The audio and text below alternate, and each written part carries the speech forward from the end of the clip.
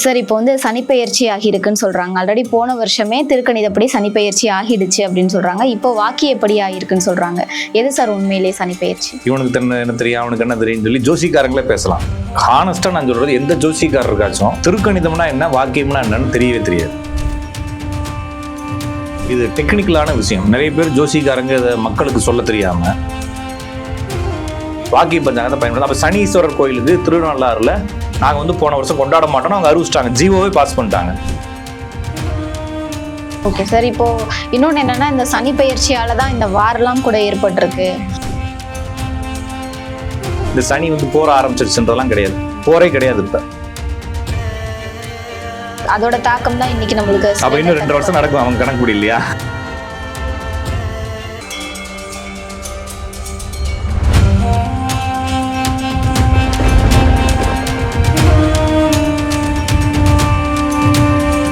You Tamil நேயர்களுக்கு வணக்கம். இன்றைய நேர்காணல்ல ராஜநாடி பார்த்திபன் சார் இணைஞ்சிருக்காங்க. பேச வணக்கம். வணக்கங்க, நேரில் வணக்கம் சார். இப்போ வந்து சனிப்பெயர்ச்சி ஆகியிருக்குன்னு சொல்றாங்க. ஆல்ரெடி போன வருஷமே திருக்கணிதப்படி சனிப்பெயர்ச்சி ஆகிடுச்சு அப்படின்னு சொல்றாங்க. இப்போ வாக்கியப்படி ஆகிருக்குன்னு சொல்றாங்க. எது சார் உண்மையிலேயே சனிப்பெயர்ச்சி? பொதுவாக இது டெக்னிக்கலான விஷயம். நிறைய பேர் ஜோசிக்காரங்க இதை மக்களுக்கு சொல்ல தெரியாம, அல்லன்னா ஜோசிக்காரங்களுக்கே தெரியாம. இப்ப கூட நான் வந்து இதுக்கு கீழே கமெண்ட்ல இவனுக்கு என்ன தெரியும், அவனுக்கு என்ன தெரியும்னு சொல்லி ஜோசிக்காரங்களே பேசலாம். ஹானஸ்டா நான் சொல்றது, எந்த ஜோசிக்காரருக்காச்சும் திருக்கணிதம்னா என்ன, வாக்கியம்னா என்னன்னு தெரியவே தெரியாது. நான் ஓப்பனாவே சேலஞ்ச் விடுறேன் இந்த சேனல்ல இருந்து. யாருக்குமே தெரியாது ஏன் திருக்கணிதம் எப்படி இருக்கு, ஏன் வாக்கியம் எப்படி இருக்கு, ஏன் 1 வருஷம் 1.25 வருஷம் வரைக்கும் டிஃபரெண்ட் வருது சனிக்கு. இப்பயே வந்து 9 மாசம் டிஃபரெண்ட் வந்துருச்சு இல்லைங்களா, பயிற்சிக்கு, திருக்கணிதத்துக்கும் வாக்கியத்துக்கும். இதுல என்ன சொல்றாங்கன்னா, சிலர் பழைய விஷயங்கள் இருக்கிறவங்க இப்ப பாத்தீங்கன்னா ஆட்டுக்கல்ல அரைக்கிற இட்லி தான் நல்லா இருக்கும்னு நம்ம நம்புறோம். அப்படின்ற மாதிரி ஏதாச்சும் நம்மளா ஒண்ணு பேசிட்டு அதே கல்ல மிஷின்ல சுத்தினா என்ன, நம்ம சுத்தினா என்னன்ற மாதிரி இருக்குது. அப்ப அதே கல்லு தான், அதே இதுதான் வந்து நம்ம சுத்துறோம், அது மிஷின் சுத்துது, ரெண்டும் ஒண்ணுதான். ஆனா வந்து நம்ம இன்னுமே என்ன சொல்றோம், எங்க பாட்டி வந்து ஆட்டுக்கல்ல ஆட்டி சுடுவோம் இட்லி, அப்படி சூப்பரா இருக்குன்ற. அப்ப கிடைச்ச உளுந்து ஒண்ணும் இல்லாம 10 உளுந்து போட்டு ஆக்கியிருக்கோம். அந்த டயத்துல வந்து எதுவுமே இல்லாத போது அது அமிர்தமா இருந்திருக்கும். இப்ப இருக்கக்கூடிய சிச்சுவேஷன் நம்மளுக்கு நிறைய டெக்னாலஜி வளர்ந்துருச்சு. இப்பயும் நான் உட்காந்துக்கிட்டு நான் பழமை தான் முக்கியம், எனக்கு வந்து வாக்கியத்துல பார்த்தா தான் சரியா இருக்கும்னு சொல்லக்கூடிய ஜோசிக்காரங்களுக்கு இன்னும் அப்டேட் ஆகல, அல்லது அவங்கள அப்படி சொல்றது மூலமாக புனிதப்படுத்திக்கிறாங்கன்னு அர்த்தம். நான் சொல்றது புரிஞ்சுக்கிட்டீங்களா? நான் வந்து பழைய ஆளு அப்படின்றதுனால நான் வந்து ரொம்ப அக்யூரிசியான, எனக்கு பழமையான நன்மை இருக்கு அப்படின்னா, என்னதான் இருந்தாலும் சரி அப்படியே சொன்னாலும் என்ன டிஃபரெண்ட், வாக்கியத்துக்கும் இதுக்கும் என்ன டிஃபரெண்ட், இல்லை எது சரி அப்படின்னா, ஒருவேளை எது சரி அப்படின்னு நீங்க ஒத்துக்கிட்டு சொன்னீங்கன்னா வாக்கியம் சரினா ஏன் வாக்கியம் சரி, திருக்கணிதம் சரி அப்படின்னா ஏன் திருக்கணிதம் சரி அப்படின்னு சொல்ல சொன்னா யாருக்கும் தெரியாது. இப்ப திருக்கணிதம் ஏன் சரியில்லை அப்படின்னு சொல்லி வாக்கியக்காரங்க சொல்றாங்க, அது இப்ப வந்ததுன்னு சொல்றாங்க. ஆனா திருக்கணிதம் இப்ப வந்தது இல்ல, 700 ஆண்டுகளுக்கு முன்னால 2ஆம் அறியப்பட்டதுக்கு அப்புறமாவே திருக்கணிதம் வந்துருச்சு. அது மட்டும் இல்லாம நம்ம ஊர்ல மட்டும்தான் இன்னும் வாக்கியங்களை வச்சு, வாக்கியத்துல பாடல்கள் தமிழ்ல தான் இருந்துச்சு. அவ நம்ம ஊர்ல மட்டும்தான் இருக்கிறாங்க. இந்த ஆந்திராவை தாண்டிட்டோம்னா வாக்கிய பஞ்சாங்கமே கிடையாது. ஓகேங்களா, நம்ம ஊர்ல மட்டும்தான் இன்னும் வாக்கியத்தை பயன்படுத்தி இருக்கோம். காரணம் என்னன்னா, ஒரு காலத்துல இது வந்து நம்மளுடைய முன்னோர்கள் எல்லாத்துக்குமே கணிதங்கள் வச்சிருந்தாங்க. ஒரு காலத்துல கிரகங்கள் அப்படின்னா உங்களுக்கு தெரியாது. இப்போ உங்க தாத்தாவுக்கோ இல்லைன்னா உங்க தாத்தாவுடைய அப்பாவுக்கோ கிரகங்கள் என்ன தெரியாது. ஏன்னா கொலம்பஸ் அப்படிங்கிறவரை இந்த கலிலியோ கொலம்பஸ் இவங்கெல்லாம் பார்த்தீங்கன்னா இந்த பூமியை சுற்றி வந்து ஆளுக்கு ஒரு கதையை சொன்னாங்க. அப்போ இவ்வளோ எல்லாமே 100 வருஷத்துக்கு முன்னால் நடந்தது. அப்போ உலகம் உருண்டேன்னு சொன்ன கலிலியை ஒத்துக்கு என்ன பண்ணிட்டாங்கன்னா சிறையில் போட்டாங்க. அப்போ உலகம் உருண்டைன்றவனையும் சிறையில் போட்டிருக்காங்க. அப்போ உலகம் உருண்டை, கிரகங்கள் உருண்டையா இருக்கு, நம்மளை சுற்றி வருது, இது இத்தனை காலங்களை சுற்றி வருதுன்னா யாருக்குமே இமேஜின் பண்ண தெரியாது. நீங்களும் நானும் வந்து வரலாறு, புவியியல், அறிவியல் படிச்சுட்டு வந்ததுனால இப்போ உங்களுக்கு புரியுது. நம்ம 2 பேருக்கும் பேசுறப்ப சந்திரன் சுத்துதுன்னா புரியுது. ஒரு காலத்துல சந்திரன் சுத்துதுன்னா எதை சுத்துதுன்னு கேட்பாங்க. அப்ப இங்க நம்ம இப்படி அந்தரத்துல தொங்குறோம்னு கேட்பாங்க. இது மாதிரி அறிவியல் பூர்வமான சிந்தனைகள் மக்களுக்கு இல்லை. அப்ப மக்களுக்கு புரிய வைக்கிறதுக்காக என்ன பண்ணிட்டாங்கன்னா, சில விஷயங்கள் புரிய வைக்காம எல்லாத்தையும் பாடல்களாக, வாக்கியங்களாக எழுதியிருப்பாங்க. இப்போ ஏன் இது உற்பத்தி ஆச்சு, எங்கிருந்து உற்பத்தி ஆச்சு, எது சரி அப்படிங்கிறதுக்குள்ள நிறைய பேச வேண்டியிருக்கு. இது எப்படி கிரியேட் பண்றாங்க, இது எங்கிருந்து வந்துச்சுன்ற பேசிக் புரிஞ்சுக்கிறதா இருந்தா, இதை வந்து திருக்கணிதம் அப்படின்னா நாம் பார்த்து சரி செய்வது. இப்போ வந்து இந்த ரோட்லலாம் வந்து இதெல்லாம் வச்சு பார்ப்பாங்க, ரோடு கட்டுறதுக்கு உயரம் எவ்வளோ அப்படின்றதெல்லாம். இதெல்லாம் அந்த காலத்துல ரோடு போடுறப்ப இல்லைல்ல, கிடையாது. அப்ப எப்படி பண்ணிருப்பான், குந்தாங்குறாலாம் பண்ணிருக்க மாட்டான். அப்பயும் என்ன பண்ணிருப்பான், அணை கட்டுற உயரம்லாம் பார்த்தா பண்ணிருப்பான், அதுக்கு வேற கருவிகள் பயன்படுத்திருப்பான். இப்ப டெக்னாலஜி அதிகமாயிருச்சுன்றப்ப இப்ப என்ன பண்றாங்கன்னா, ஸ்விஸ் எபிமெரிஸ், வெளிநாட்டு கால்குலேஷன்ஸ், நாசாவுடைய டீடைல் இதெல்லாம் வந்து ஆன்லைன்ல இருந்து எடுத்து அதெல்லாம் கால்குலேட் பண்ணி நம்ம என்ன பண்றோம், நம்ம கையில வச்சுக்கிட்டு அக்யூரிசியான பொசிஷனுக்கு போறோம். இதுவே அக்யூரிசி இல்லைன்னு சொல்றாங்க. ஆனா அதுக்கு முன்னாடி இருந்தவங்களுக்கு இந்த அமைப்புகளோ வசதிகளோ இல்லாத போது இதுக்கு முன்னால இருந்தவங்க என்ன செஞ்சாங்கன்னா இந்த கிரகங்கள் இத்தனை கோணத்துல தான் சுத்தும், இவ்வளவு நேரத்துல சுத்தும் சொல்லி எல்லாத்தையும் பாடல்களாக வாக்கியங்களாக எழுதி வச்சாங்க. அந்த வாக்கியங்களை நம்ம எடுத்து அந்த வாக்கியங்களை ஃபுல்லா ஃபில்டர் பண்ணி அதை ஃபுல்லா நியூமரிக்கா மாத்தி எதை கூட்டணும் எதை கழிக்கணும்னு சொல்லி போட்டோம்னா இந்த கிரக நிலைகள் வருது. இந்த கத வாக்கியம் இந்த வாக்கியங்கள்லாம் நம்ம போட்டு கூட்டி கழிச்சு கலியுகத்திலேருந்து ஆரம்பிச்சு 50 வருஷங்களா லூட் படுத்து அப்படியே ஸ்டாக் பண்ணி கொண்டு வந்து கணிதம் பண்ணி இன்னைக்கு கிரக நிலைகளை உட்காந்து எழுதுவாங்க. இது வந்து பாத்தெல்லாம் எழுத மாட்டாங்க. எங்க கிரகங்கள் எங்க இருக்குன்னு அவங்களுக்கு தெரியாது. அவங்க வந்து பாட்டில் இருக்கிறத அப்படியே கணக்கு பண்ணி எழுதிடுவாங்க. கிரகங்கள் ஒருவேளை அந்த இடத்துல இல்லாம கூட இருக்கலாம். இப்போ நான் இன்னைக்கு சனி இங்க இருக்குன்னு சொல்றாங்க, நீங்க இதுல டெலஸ்கோப்ல போய் எங்கேயாச்சும் பக்கத்துல இருக்கக்கூடிய விண்வெளி ஆராய்ச்சியில போய் பாத்தீங்கன்னாலோ, ஏன்னா இன்னைக்கு நீங்க ஸ்டேட்டஸ்ல கூகுள்ல பண்ணி பிளானட்டரி பொசிஷன் சொல்றதுக்கு நிறைய ஆப் இருக்கு. வேற ஒன்றும் அஸ்ட்ரோ வைசார் அப்படின்னு சொல்லி ஆப் இருக்கு, அஸ்ட்ரோ விசன் ஆப் இருக்கு, ஸ்கை வீவ் அப்படின்னு ஒரு ஆப் இருக்கு. நீங்க வந்து ஸ்கை வீவ் அப்படின்னு போட்டாலே இல்லைன்னா பிளானட்டரி பொசிஷன் சொல்லி கூகுள் பிளே ஸ்டோர்ல போய் நீங்க டவுன்லோட் பண்ணாலே நிறைய ஆப் வருது. அதை நீங்க செல்ல ஆப் பண்ணிக்கிட்டு நீங்க ஜிபிஎஸ் ஆன் பண்ணிட்டு அப்படி தூக்குனீங்கன்னா என்னென்ன கிரகங்கள் எந்தெந்த இடத்துல இருக்குன்றது அப்படி தெரியும். இன்னைக்கு லைவா சந்திரன் இருக்கிற நேரத்துக்கு இடத்த கொண்டு சந்திரன் படம் போட்டு 3 தெரியும். அப்படியே கொஞ்சம் மேலே கொண்டு போனா எங்கெங்க என்னென்ன பிளானட் இருக்குன்னு தெரியும். அந்த பிளானட் எடுத்து வச்சுக்கிட்டு அந்த மேப் எடுத்து வச்சுக்கிட்டு இன்னைக்கு சனி எங்க இருக்குன்னு பாத்தீங்கன்னா எத்தனை டிகிரில எங்க இருக்குன்றது உங்களுக்கு தெரிஞ்சிடும். கண் கூட தெரியும். நான் சொல்றது நம்ம கையிலே இருக்கு. நான் வந்து நீங்க போய் விண்வெளி ஆராய்ச்சிக்கெல்லாம் போக சொல்ல, கையிலே இருக்கு. இது வந்து ஜிபிஎஸோட பொசிஷன் சென்சார்லாம் வச்சுக்கிட்டு இதெல்லாத்தையும் ஜைரோஸ்கோப்லாம் வச்சுட்டு அதாவே ஒர்க் பண்ணி எங்க இருக்குன்னு சொல்லும். இதையும் இன்னைக்கு இவங்க சொல்லக்கூடிய வாக்கியத்தில் வரக்கூடிய சனியை மேட்ச் பண்ண மேட்ச் ஆகாது. திருக்கணிதத்தில் சொல்லியிருப்பாங்க இல்லைங்களா, அந்த திருக்கணித சனி எடுத்துக்கொண்டு வச்சீங்கன்னா பெர்ஃபெக்டா 000 அக்யூரசியில மேட்ச் ஆகும். காரணம்னா திருக்கணிதம் என்பது பியூரா என்ன இருக்கோ அது ஸ்டாண்டர்ட் அப்படியே ஸ்டாண்டர்டா சொல்றதுங்க, அப்படியே சொல்றது பியூரா. வாக்கியம் என்பது பழைய கணிதங்களை எடுத்துக்கொண்டு சொல்வது. இந்த பழைய கணிதங்களை எடுத்துக்கொண்டு சொல்வதை நம்ம ஏன் இன்னும் பாரம்பரியமா கொண்டு வரோம் அப்படின்னா, இந்த சடங்குகள்னு சொல்றோம் இல்லைங்களா, இந்த சடங்குகள் அப்புறம் இந்த கோயில் புறப்பாடு கலாச்சார விஷயங்கள் இந்த மாதிரி விஷயங்கள் எல்லாமே அந்த கணிதங்களோட ஒத்து வந்து தான் நம்மளுக்கு சொல்லி கொடுத்துருக்காங்க.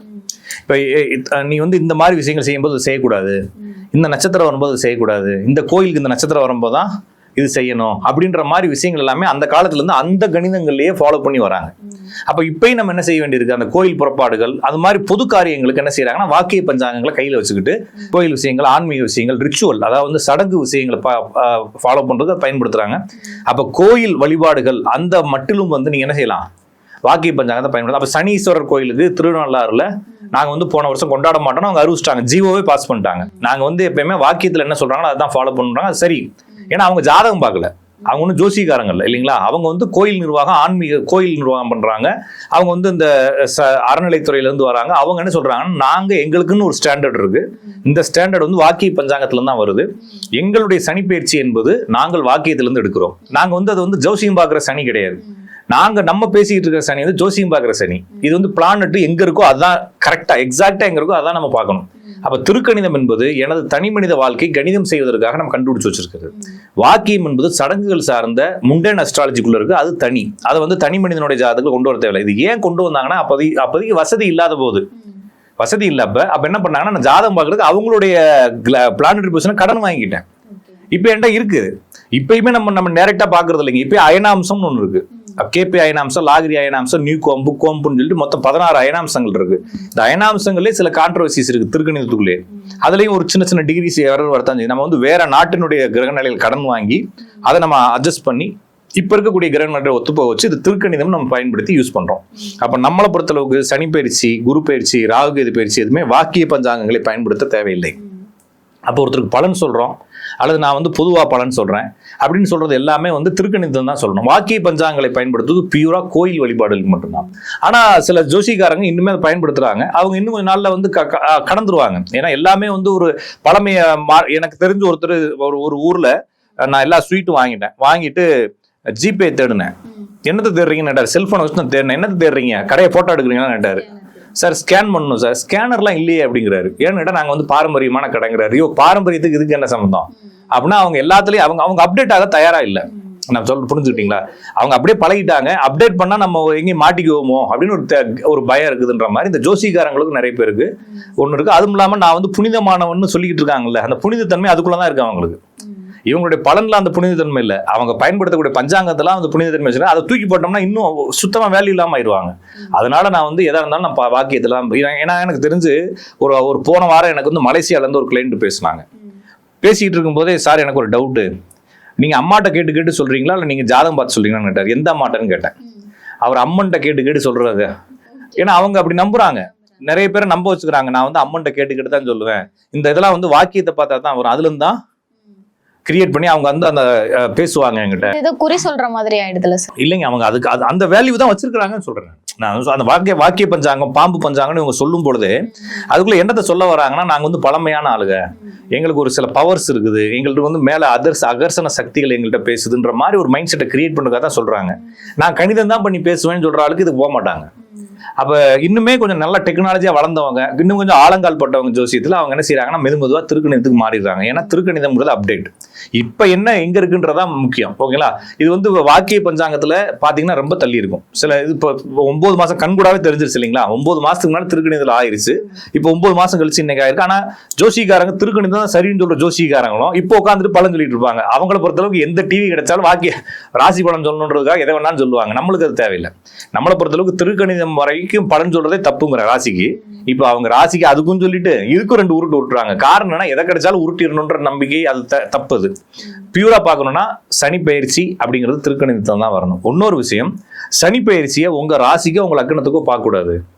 உங்க ஜாதத்துல ஒவ்வொரு கிரகங்களும் எங்க இருந்துச்சு, அந்த கிரகங்கள் இந்த கிரகங்கள் எங்கெங்க இருந்து தூண்டுச்சுன்ற அடிப்படை தான் பார்க்கணுமே தவிர, நீங்க பொதுவா ஏன் ராசிக்கு என்ன மகர ராசி, விருச்சிக ராசி, நான் வந்து கடக ராசி, எனக்கு என்ன ஆகுனா கடகராசிக்காரன் 500 பேர் இருப்பான். 500 பேருக்கு ஒரே விஷயம் நடக்காது. சரிதான் இல்லைங்களா?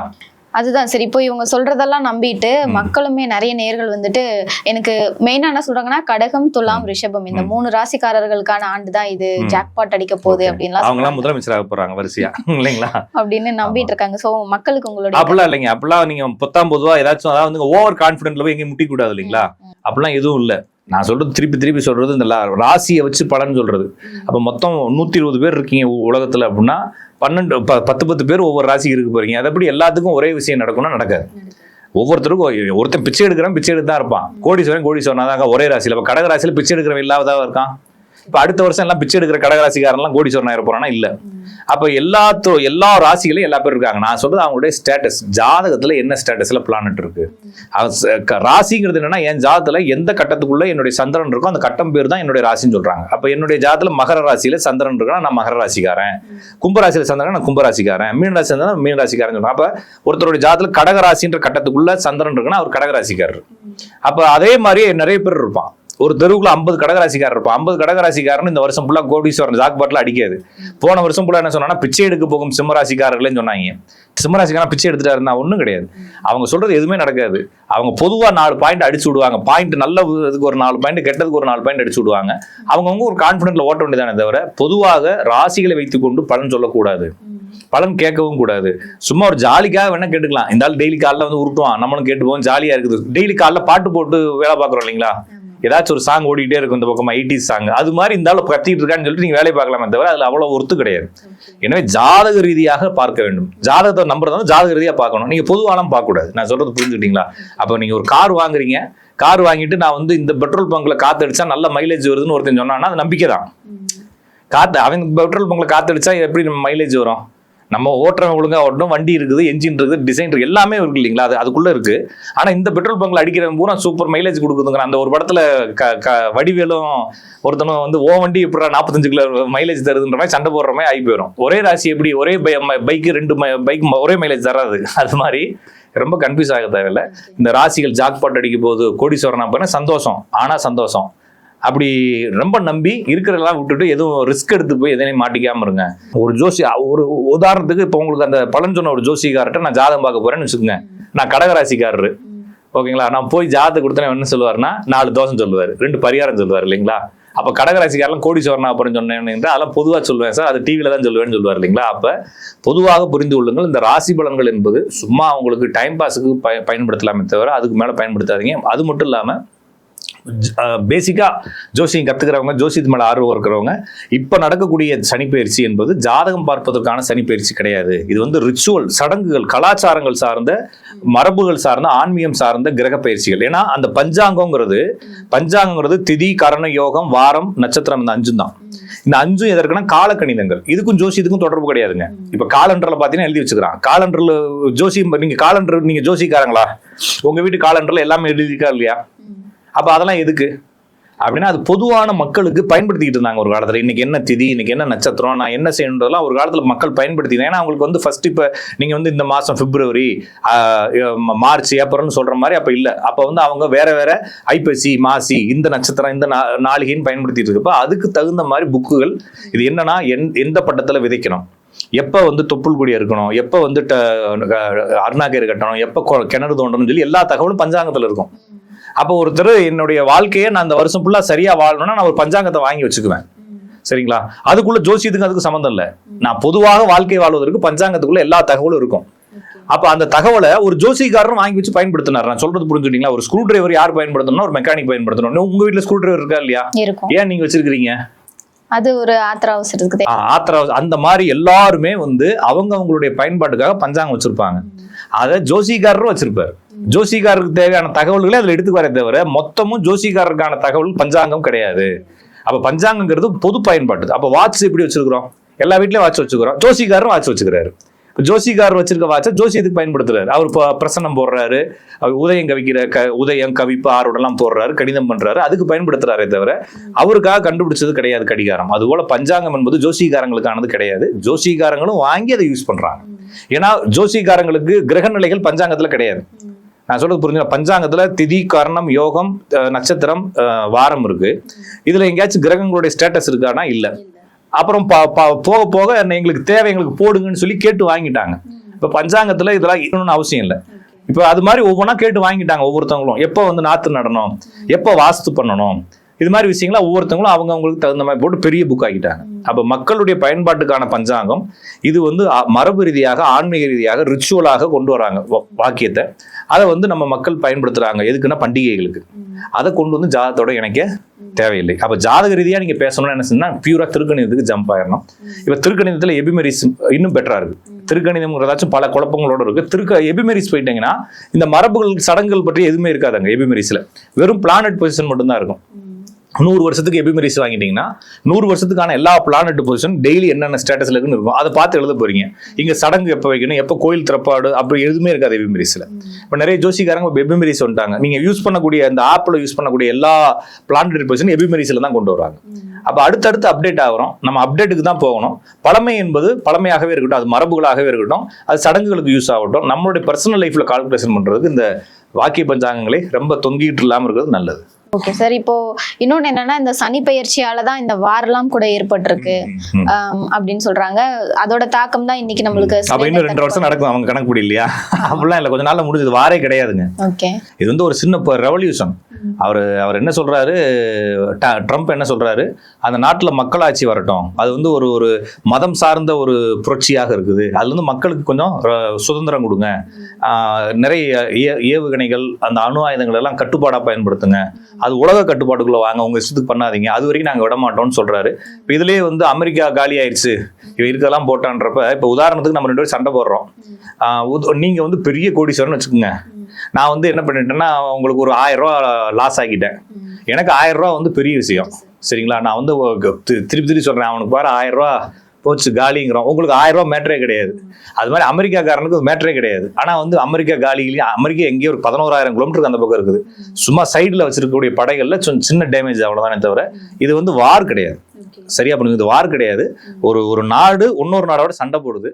அந்த சண்டை பெருசா போகும்போது இவங்க கொஞ்சம் குழப்பம், அரசியல் பாலிடிக்ஸ் பண்றாங்க. இது வந்து ஜஸ்ட் பாலிடிக்ஸ் தான், இது வார் கிடையாது. வாருங்கிறது இன்னுமே கொஞ்சம் மோசமா இருக்கும். இப்போ பாலிடிக்ஸ் நடக்குது. அந்த பாலிடிக்ஸ் நம்மளையா ஏன் பாதிக்கப்படுறோம்னா, அந்த பாலிடிக்ஸ் நடக்கிற நாட்டுல இருந்து நம்மளுக்கு எரிபொருள்கள் வருது, அவ்வளவுதானே தவிர இந்த சனி வந்து போற ஆரம்பிச்சிருச்சுன்றதெல்லாம் கிடையாது. போரே கிடையாது. இப்ப இது வந்து ஜஸ்ட் பாலிடிக்ஸ். நம்ம ஊர்ல நடக்கிற சண்டை மாதிரி அங்க நடக்குது. ஓகேங்களா? அது மாதிரி எடுத்துக்கலாமே தவிர இது சனி பயிற்சி எதுவுமே செய்யாது உங்க வாழ்க்கையில. ஓகேங்களா? அது ஏன்னா சனி பயிற்சி நடந்ததுனால இப்ப சனி என்ன ஆகும்னா இன்னும் 2 மாசத்துல வக்ரமாகும் திருக்கணிதத்துல. அது வக்ரமாகி மறுபடியும் கும்பத்துக்கு வர ஆரம்பிக்கும். கும்பத்துல இருக்க மாதிரி வேலைகளை செய்யும். அப்ப என்ன செய்யணும், 2025 சில மாற்றங்கள் நடந்தது போல அதெல்லாம் ரெக்கவர் ஆக ஆரம்பிக்கும். அந்த 2025 சில பிரச்சனைகள் வந்ததும் திருப்பி மறுபடியும் ஆரம்பிக்கும். அப்ப நிறைய பேருக்கு வேலை போகும்.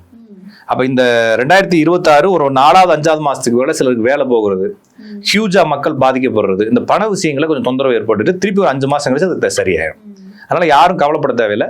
எந்த ராசிக்கு பார்க்கணுன்றதெல்லாம் நம்ம சொல்ல மாட்டேன். அது நீங்க உங்க ஜாதகத்தை வச்சுட்டு ஏதாவது ஜோசிகார்ட்ட தான் பார்க்கணும். சரிங்களா? இல்லைன்னா நான் சொல்றதா இருந்தால் ஒவ்வொரு கிரகத்துக்கும் சொல்லுவேனே தவிர அது ஆல்ரெடி சொல்லியாச்சு நம்ம சேனல்லையும்.